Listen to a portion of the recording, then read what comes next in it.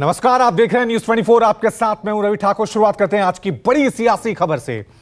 NCP और शिवसेना को प्रधानमंत्री मोदी ने एक बड़ा ऑफर दिया। ये बड़ी खबर, बड़ा ऑफर प्रधानमंत्री मोदी की तरफ से। 4 जून को मरने के बजाय हमारे साथ आए, बड़ी शान से इंडी गठबंधन के सपने पूरे होंगे। शरद पवार अजीत पवार के साथ आए, उद्धव ठाकरे एकनाथ शिंदे के साथ आए। ये बड़ी खबर। महाराष्ट्र में प्रधानमंत्री मोदी चुनाव प्रचार कर रहे हैं। उस दौरान उन्होंने शरद पवार और उद्धव ठाकरे को ये ऑफर दिया है कि उनको लगता है कि अगर 4 जून के बाद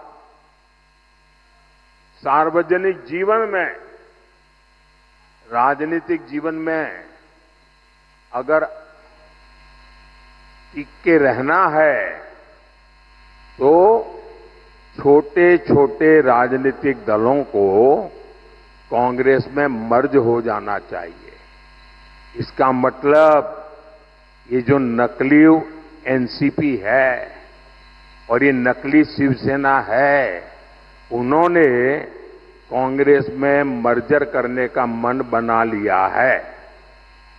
अब आपको मैं बताता हूं, जब 4 जून के बाद कांग्रेस में जाकर के मरने के बजाय अरे सीना तान करके हमारे अजीत दादा के साथ और शिंदे जी के साथ आओ, बड़े शान से सपने पूरे हो जाएंगे। भाइयों बहनों, 13 मई को कांग्रेस और इंडी अघाड़ी को आपका वोट ही जवाब देगा। चलिए, इस खबर पे और ज्यादा जानकारी के लिए सीधा रुक करते हैं मेरे सहयोगी विनोद जगदाले का। विनोद, प्रधानमंत्री मोदी ने ऑफर तो दे दिया है, रिएक्शन क्या आया है शरद पवार और उद्धव ठाकरे की तरफ से?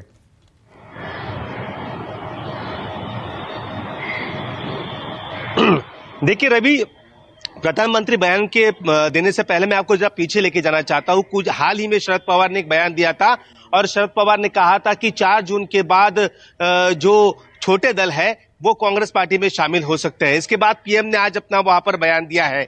अब शरद पवार का यह कहना है कि देश का लोकतंत्र ये नरेंद्र मोदी के कारण यहां पर खतरे में आ चुका है और 3 से 4 चरण का चुनाव वहां पर हो चुका है। उस चरण में बात बनती नहीं देख रही है कि भारतीय जनता पार्टी की सीटें वहां पर बढ़ रही है।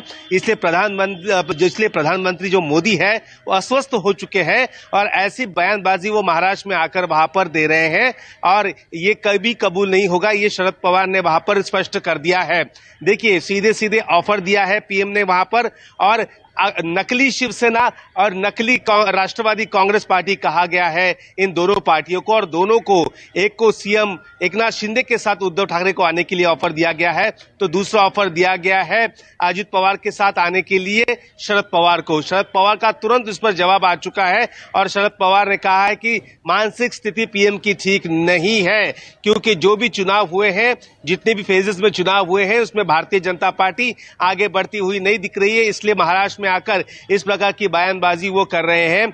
उद्धव ठाकरे की गुट की तरफ से भी रिएक्शन आ चुका है कि ये मूर्ख लोगों का ऐसी बातचीत होती है। हम शिवसेना है, हम छोटी पार्टी नहीं है और हम किसी भी पार्टी में वहां पर मर्ज नहीं होंगे। तो जाहिर सी बात है, महाराष्ट्र की राजनीति में आज की ये बड़ी खबर है। पीएम ने नंदुरबार की सभा में सीधे सीधे शरद पवार और उद्धव ठाकरे को एनडीए में शामिल होने का ऑफर यहां पर दे दिया है। लेकिन विनोद, यहां पे अगर इस अलग अलग मायने अपने अपने तरीके से राजनीतिक मायने निकाले जाएंगे।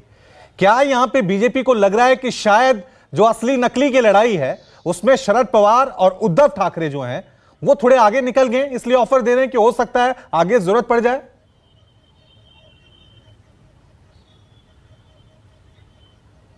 देखिए, एक बात तो जाहिर है कि महाराष्ट्र में भारतीय जनता पार्टी हो या शिवसेना हो या एनसीपी हो, यानी ये महायुति है, इनको इतनी जीत आसानी से यहां पर नहीं मिलने वाली। कड़ी मेहनत सभी नेता कर रहे हैं और कड़ी टक्कर यहां पर महाविकास आघाड़ी भी यहाँ पर उन्हें दे रही है। जो भी अंदाज है, जो भी बताया जाता है कि पिछली बार की तरह नतीजे नहीं होंगे, 2014, 2019 की तरह 2014 में ये नतीजे बदल दिए जाएंगे और अच्छे तरीके से यहाँ पर बदल सकते हैं, ऐसा सभी का दावा यहाँ पर चल रहा है। वोटर्स के बीच हम जब जाते हैं तो वोटर्स भी वही कहते हुए नजर आ रहे हैं। इसलिए कहीं ना कहीं इस प्रकार की ऑफर यहाँ पर दी गई है। महाराष्ट्र की राजनीति को गर्म करके रखना, यहाँ पर सभी पार्टियां यहाँ पर अपने अपने तरीके से यहाँ पर माहौल बनाने की कोशिश कर रहे हैं। लेकिन एक बात तो यह है कि महाराष्ट्र में यहाँ पर कड़ी लड़ाई महाविकास आघाड़ी और महायुति के बीच में यहाँ पर देखने को मिल रही है। रवि, ठीक है, शुक्रिया विनोद तमाम जानकारी के लिए।